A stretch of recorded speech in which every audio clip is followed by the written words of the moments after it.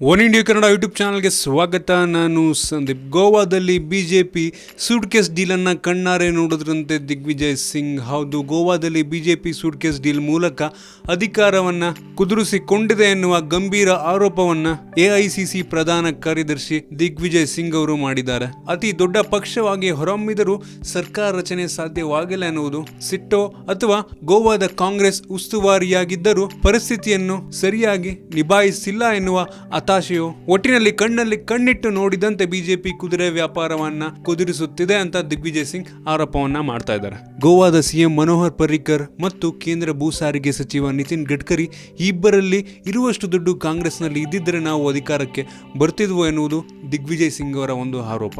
ದೆಹಲಿಯಿಂದ ಮಾರ್ಚ್ 13ನೇ ತಾರೀಕು ವಿಶೇಷ ವಿಮಾನದ ಮೂಲಕ ಸಂಜೆ 6 ಗಂಟೆಗೆ ನಿತಿನ್ ಗಡ್ಕರಿ ಅವರು ಸೂಟ್ ಕೇಸ್ನೊಂದಿಗೆ ಗೋವಾಕ್ಕೆ ಬರುತ್ತಾರೆ. ಅಲ್ಲಿ ಅವರು ಪಕ್ಷೇತರ ಮತ್ತು ನಮ್ಮ ಪಕ್ಷದ ಕೆಲವು ಶಾಸಕರನ್ನ ಭೇಟಿ ಮಾಡಿ ವ್ಯವಹಾರ ಕುದುರಿಸಿ ದೆಹಲಿಗೆ ವಾಪಸ್ ಆಗಿದ್ದಾರೆ. ನಮ್ಮಲ್ಲಿ ಒಂದು ಸಂಸ್ಕೃತಿ ಇಲ್ಲಪ್ಪ ಎಂದು ದಿಗ್ವಿಜಯ್ ಸಿಂಗ್ ಗೋವಾದ ವಿದ್ಯಮಾನದ ಬಗ್ಗೆ ವೀಕ್ಷಕ ವಿವರಣೆಯನ್ನ ನೀಡಿದ್ದಾರೆ.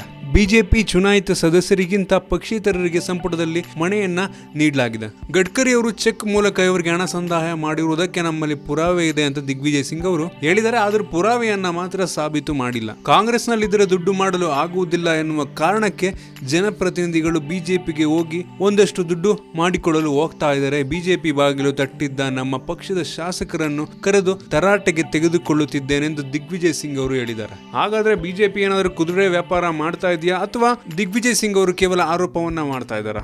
ನಿಮ್ಗೆ ಅನಿಸುತ್ತೆ ಇದ್ರ ಬಗ್ಗೆ ಕೆಳಗಡೆ ಕಾಮೆಂಟ್ ತಿಳಿಸಿ. ನಿಮ್ಗೆ ಏನಾದರೂ ವಿಡಿಯೋ ಇಷ್ಟ ಆಗಿದ್ರೆ ಲೈಕ್ ಮಾಡಿ, ಶೇರ್ ಮಾಡಿ. ಇದೇ ರೀತಿ ನಮ್ಮ ಬೇರೆ ಬೇರೆ ವಿಡಿಯೋಗಳಿಗೆ ಒನ್ ಇಂಡಿಯಾ ಕನ್ನಡ ಯೂಟ್ಯೂಬ್ ಚಾನಲ್ಗೆ ಸಬ್ಸ್ಕ್ರೈಬ್ ಮಾಡಿ. ಧನ್ಯವಾದ.